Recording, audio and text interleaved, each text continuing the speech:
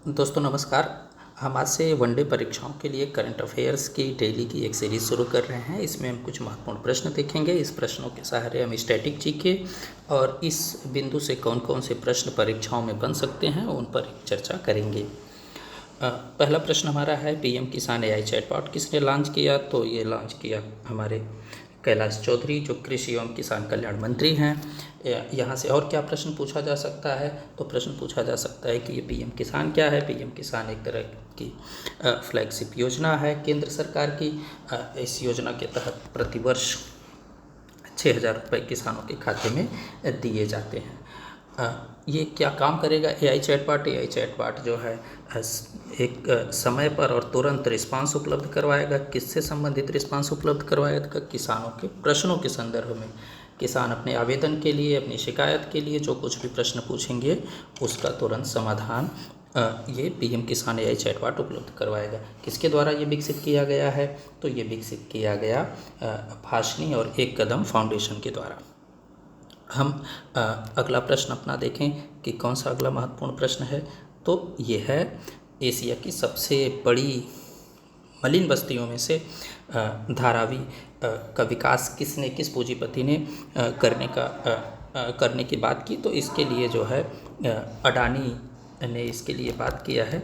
और हम जानते हैं कि एशिया की सबसे बड़ी इस धारावी बस्ती में 10 लाख लोग रहते हैं। इसके लिए एक नई कंपनी बना करके इसका विकास करने की बात कौन करते हैं? तो अडानी करते हैं।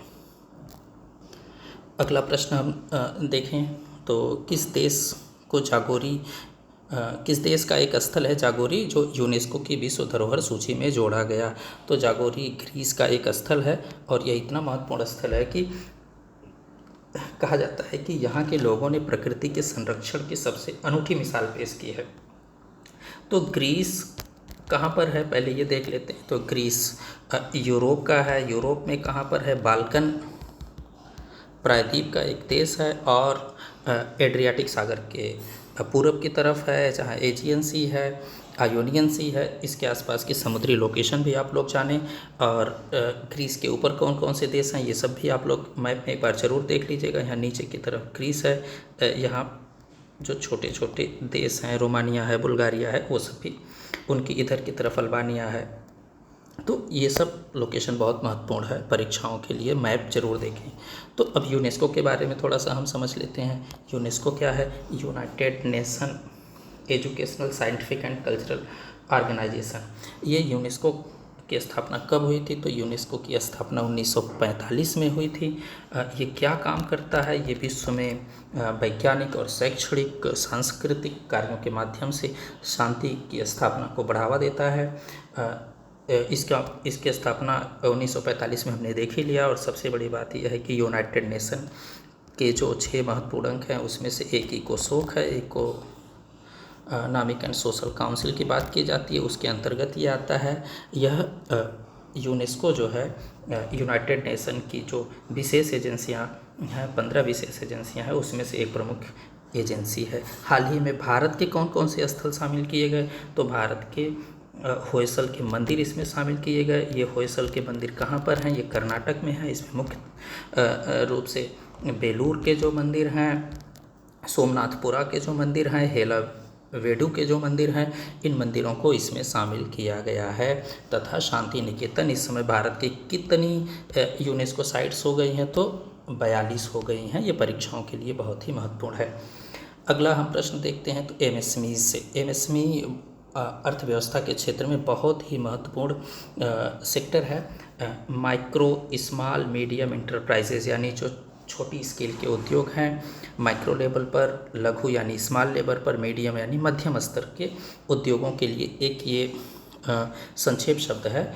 और यह इतना महत्वपूर्ण क्षेत्र है कि 48% लोगों को, 48% विनिर्माण के लिए देश में जो मैन्युफैक्चरिंग होती है वो 48% मैन्युफैक्चरिंग एमएसएमई से होती है। 40% निर्यात के लिए एमएसएमई सेक्टर, 30% का योगदान जीडीपी में करता है, तो यह बहुत ही महत्वपूर्ण क्षेत्र है। कृषि के बाद दूसरा सबसे बड़ा रोजगार देने वाला क्षेत्र अगर कोई है तो वह माइक्रो स्मॉल मीडियम एंटरप्राइजेस है। तो इसको लेकर के neo for business banking platform किसने लॉन्च किया, यह प्रश्न है। तो इसका उत्तर है यह किया एक्सिस बैंक ने। हम अपने अगले प्रश्न की तरफ चलते हैं। तो हमारा अगला प्रश्न है, विश्व रेसलिंग चैंपियनशिप भारत के किस रेसलर ने जीता और कौन सा पदक जीता है, कांस्य पदक जीता है। तो इसको याद करने की बहुत सरल सी ट्रिक हो सकती है कि कांस्य पदक 3 पदकों में से अंतिम होता है। 3 पदकों में से अंतिम होता है, पहला स्वर्ण हो गया, दूसरा रजत हो गया, तीसरा कांस्य हो गया। तो अंतिम जी ने जीता, अंतिम पदक अंतिम ने जीता, अंतिम पंघाल ने जीता। और ये विश्व रेसलिंग चैंपियनशिप कहाँ पर आयोजित हुई, तो ये सर्बिया में आयोजित हुई। अभी हमने एक देश की चर्चा किया था ग्रीस की, तो ग्रीस के ऊपर की तरफ सर्बिया है और सर्बिया में बेलग्रेड एक जगह पर है, उसी बेलग्रेड में ही यह आयोजित किया गया। सर्बिया भी बाल्कन प्रायद्वीप का एक प्रमुख देश है। हम अपने अगले प्रश्न की तरफ चलें तो हाल ही में किस देश के साथ राजनीतिक साझेदारी चीन ने शुरू किया, तो इसका उत्तर है सीरिया। हम सब जानते हैं कि सीरिया को लेकर के पिछले कितने वर्षों से युद्ध मचा हुआ है। तो सीरिया की लोकेशन से संबंधित प्रश्न पूछा जा सकता है कि पश्चिम एशिया में वो कौन कौन से देश हैं जिनकी सीमा भूमध्य सागर से लगती है। तो यहाँ पर सीरिया है, यहाँ पर लेबनान है, यहाँ पर इजराइल है। इन सारे देशों की सीमा किससे लगती है, भूमध्य सागर से लगती है। तो ये मैप के लिए भी महत्वपूर्ण प्रश्न है। वैसे भी सीरिया से प्रश्न पूछे, ऊपर की तरफ सीरिया के पड़ोसी देश तुर्की, इधर की तरफ इराक, तो यहाँ से ये महत्वपूर्ण प्रश्न बन सकता है। हम आगे अपने प्रश्नों को देखें तो भारत का पहला लाइट हाउस उत्सव कहाँ मनाया गया, तो भारत का पहला लाइट हाउस उत्सव गोवा में मनाया गया। ये बहुत ही महत्वपूर्ण है। हमारे पर्यटन मंत्री जो हैं सर्बानंद सोनोवाल, उन्होंने कहा है कि देश में ऐसे 75 लाइट हाउस विकसित करने की बात की जा रही है और ये लाइट हाउस समुद्र के किनारे प्रकाश स्तंभ के रूप में काम करते हैं। विश्व में देखा जाए तो ईसा पूर्व में कभी मिस्र के अलेक्जेंड्रिया में ये लाइट हाउस था, वो विश्व के आश्चर्यों की सूची में भी शामिल है। तो ये विश्व विरासत, समुद्री विरासतों को संरक्षित करने की दिशा में यह लाइट हाउस एक महत्वपूर्ण कदम है। तो ये कहाँ पर लॉन्च किया गया, गोवा में। यहाँ पर गोवा ऑप्शन में नहीं दिया गया है, तो कहाँ पर लॉन्च किया गया, गोवा में।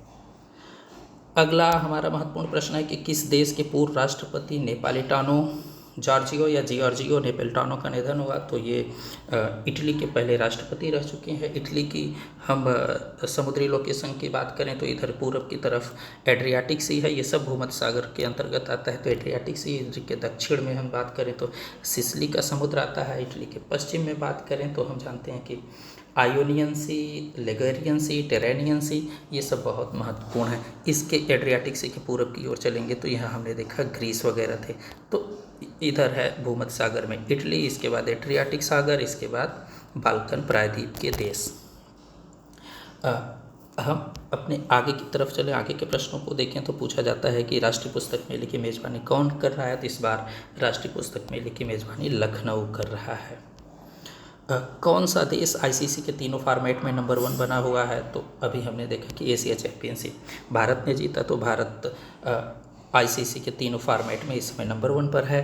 और एशिया चैंपियनशिप इस बार की किसने जीता है, भारत ने जीता। किसको हरा करके जीता, श्रीलंका को हरा करके जीता। 2022 की किसने जीता था, तो 2022 की श्रीलंका ने जीता था। किसको हरा करके जीता था, पाकिस्तान को हरा करके जीता था। अगला हम प्रश्न देखें, सत्यजीत रे फिल्म फाउंडेशन इंस्टीट्यूट के गवर्निंग काउंसिल के अध्यक्ष कौन है, तो सुरेश गोपी। यहाँ से प्रश्न पूछा जा सकता है, कौन है, सुरेश गोपी। हम अगला प्रश्न देखें, किस देश ने एआई संचालित युद्धक टैंक बराक का अनावरण किया, तो इस बराक का नाम एक और नाम से जाना जाता है, मेरकवा 5 नाम से।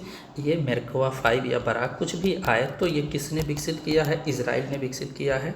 और इजराइल के द्वारा विकसित किया गया यह जो बराक युद्धक टैंक है, इसकी सबसे महत्वपूर्ण विशेषता यह है कि यह पूरे क्षेत्र की पहचान करके स्वयं से निर्णय लेने की क्षमता से युक्त होगा। पूरे क्षेत्र का अवलोकन करके हम इज़राइल की लोकेशन की बात करें तो इज़राइल कहाँ पर है? पश्चिम एशिया का देश है। ये अभी हमने जब सीरिया देखा था तो सीरिया के नीचे लेबनान देखा था, लेबनान के नीचे हमने देखा इज़राइल है। और यहाँ के कुछ विवादित स्थल हैं, वेस्ट बैंक है और फ़िलिस्तीन को लेकर के जो इसके विवाद हैं, तो ये महत्वपूर्ण मुद्दे हैं। इन सब पर आप अपनी नज़र बनाए रखें, यहाँ से प्रश्न बनता है। हम आगे बात करें अपने अगले प्रश्न की, तो अंतर्राष्ट्रीय सांकेतिक भाषा दिवस कब मनाया जाता है? तो ये 23 सितंबर को मनाया जाता है। जो मूक हैं, बधिर लोग हैं, उन लोगों के लिए इस सांकेतिक भाषा का कितना महत्व है वो आप सब जानते हैं।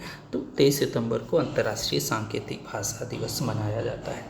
तो ये हमने बहुत कम समय में आपसे कुछ बिंदुओं की बात की, इसके सारे स्टैटिक जीके की बात करी। हम कोशिश करेंगे कि कल से कुछ और अच्छे प्रश्न आप लोगों के समक्ष लेकर के आएँ, जिनसे आपका सामान्य ज्ञान भी तैयार हो और करंट अफेयर्स के महत्वपूर्ण बिंदुओं की भी जानकारी हो। Thank you so much.